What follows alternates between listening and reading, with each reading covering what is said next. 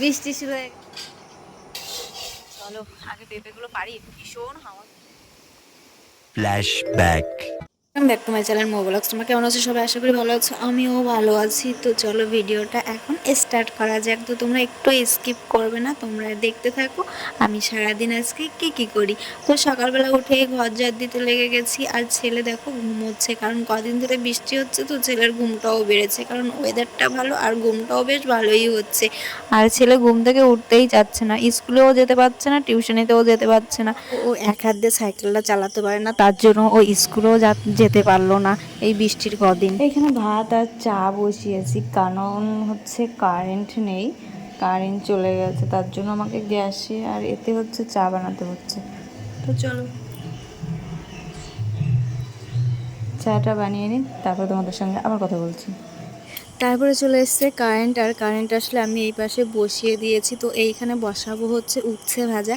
তো উচ্ছেটা আমি আগেই কেটে রেখেছি, এইখানে ভাতটা বসিয়ে তারপরে এখন উচ্ছে ভাজা বসাবো, তারপরে মাছের ঝোলটা করব। তাই ভাবলাম যে আগে এটা বসিয়ে নিই এই পাশে, তারপরে মশলাটা করে ওই পাশে গ্যাসে আবার মাছের ঝোলটা করে নেব। তাই এইখানে যত তাড়াহুড়ো, মানে কি বলতো, সকালবেলা হলেই না আমার যত ব্যস্ততা, এই ছেলেকে পড়ানো, এই খাবার রান্না করা, মানে ভাত তৈরি করা, এই সবই হচ্ছে আমার সারাদিনের কাজ।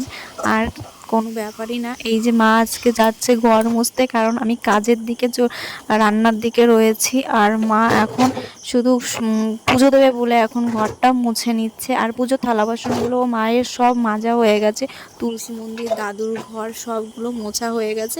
তো পরে আমি ঘরটা মুছে নেবো, শুধু একটা ঘর মা মুছে নিচ্ছে, যেহেতু পুজো দেবে তার জন্য আসনের ঘরটা শুধু মা মুছে নিচ্ছে। আর এইখানে দেখো আমি আমার থালা বাসনগুলো মেজে নিচ্ছি। কদিন ধরে প্রচুর পরিমাণে বৃষ্টি হচ্ছে, এই দেখো ভীষণ জোর বৃষ্টি হয়েছে।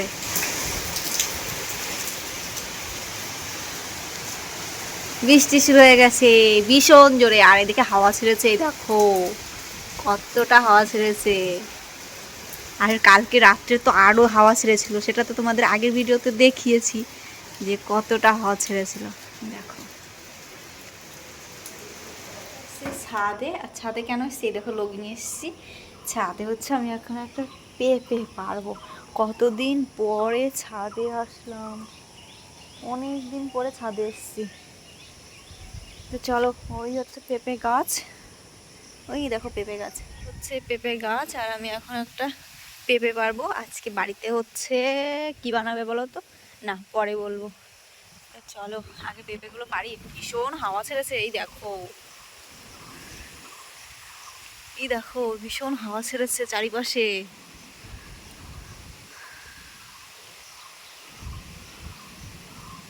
আর ঝিরি ঝিরি বৃষ্টিও পড়ছে।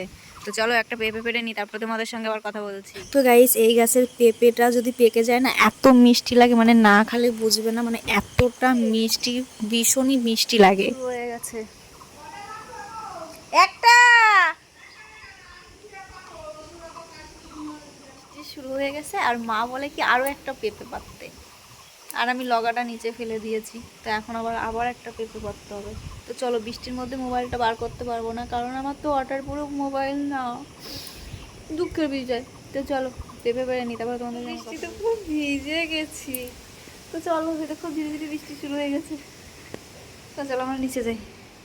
আর আজকে মনে মনে ভাবছি বৃষ্টিতে ভিজে ভিজে রিল বানাবো, দেখি তোমাদের দাদাভাই তো বাড়িতে নেই, মজাই মজা।